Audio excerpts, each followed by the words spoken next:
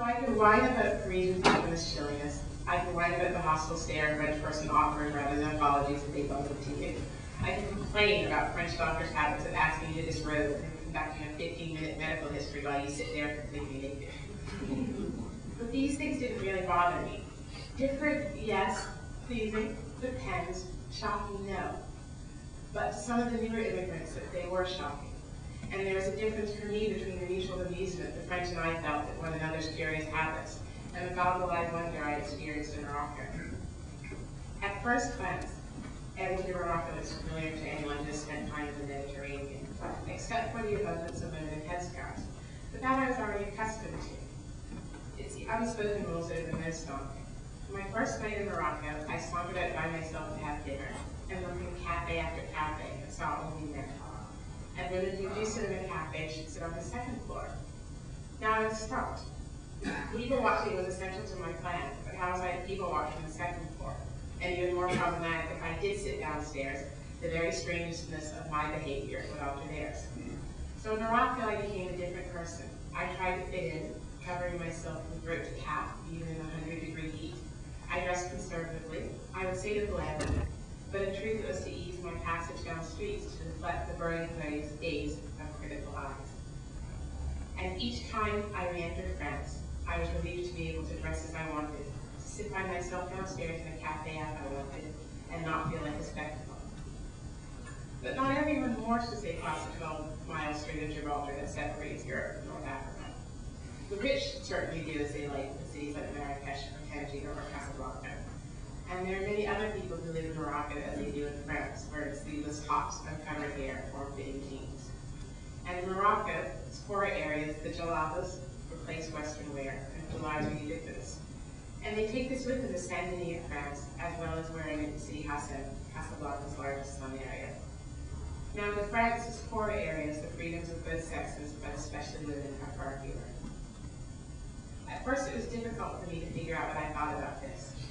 As long as no crimes were being committed, invading another person's home seemed anathema to me, as it is to most liberal Democrats.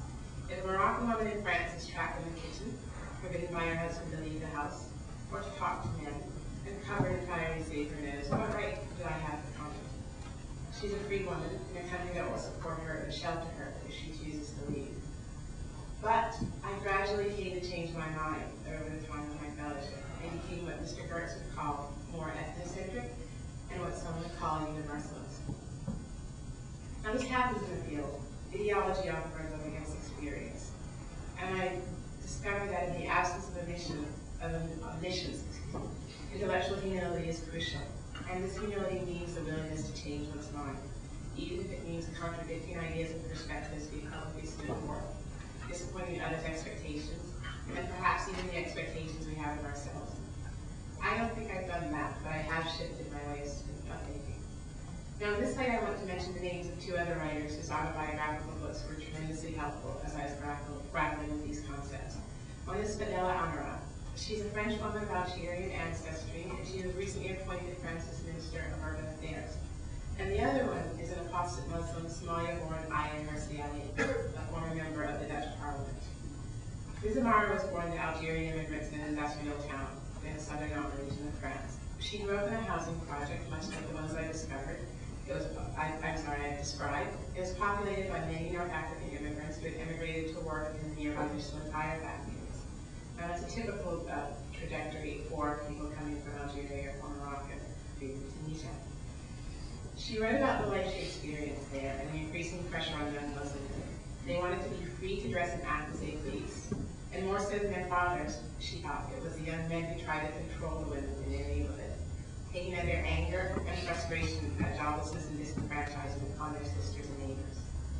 She founded the group Coups Missionnaires to give young women the values another model, one based on the feminist traditions that are strong in France. Now, Ms. Ali cast light on a different group. She had arrived in Europe as a young adult in 1992. An immigrant to the Netherlands from Somalia, she became famous when her filmmaking partner, Theo Van Gogh, was killed by a deranged young Dutchman of Moroccan heritage. The murderer explained his actions with Islamic reasons. Her autobiography had a powerful effect on me, and it reverberated throughout Western Europe as well. Now, it affected me not because I always agreed with her. Often I didn't, because she insisted that she knew something Western liberals did not know, that the world of Muslim immigrants to the West lived in was an oppressive fortress in their midst. And I was just beginning to get an inkling that in some ways she was right.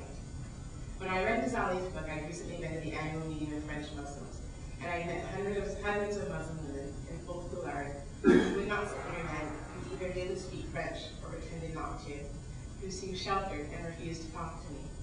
Considering that I was conservatively dressed, female and black, there wasn't that much to set me apart from them. I couldn't have been that frightening, and I felt their fear. And through another journalist, I was introduced to Mama Brady, a 64-year-old Malian woman who had been in France for a quarter of a century.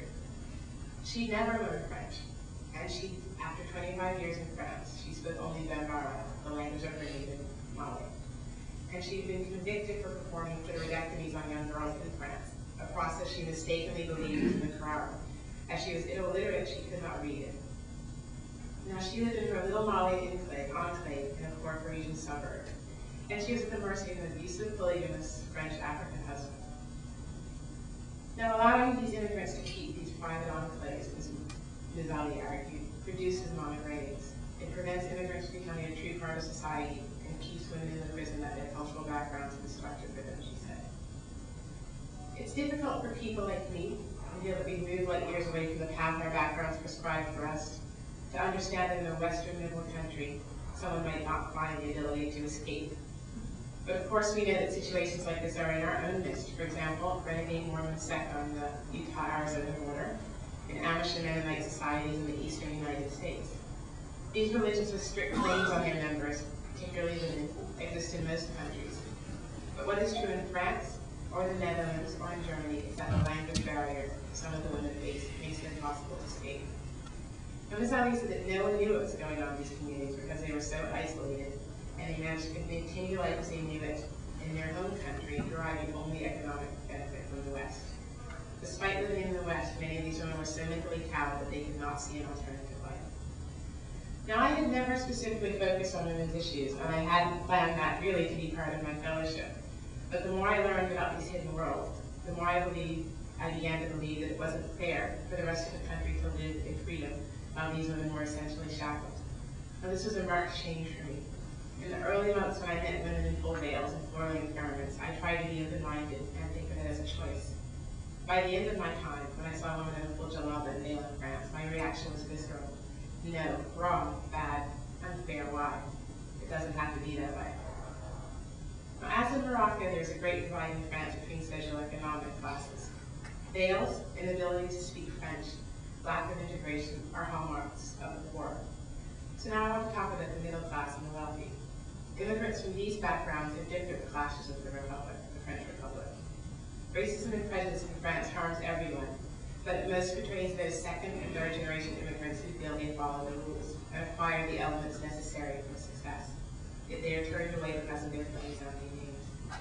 I've written about Layla Laouati, a young woman born to illiterate Algerian immigrants in Dreux, a suburb of an hour from Paris. She worked hard, did well in school, graduated from the Sorbonne, only to be told repeatedly that she was not French enough. Now, people like Layla are often the angriest.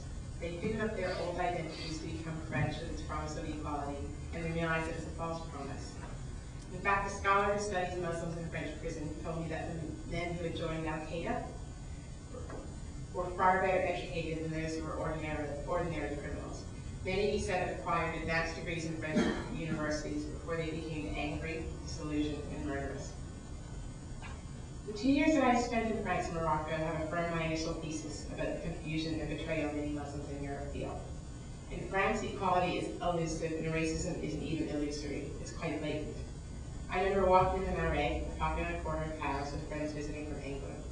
They asked about racism, and I pointed to the little black Sambo dolls set up as servants at a shop window we were passing. You get a lot of that here. But it wouldn't really occur to most French people that that might offend someone. It's one of the most ethnocentric of cultures, immensely satisfied by its literature, its cuisine,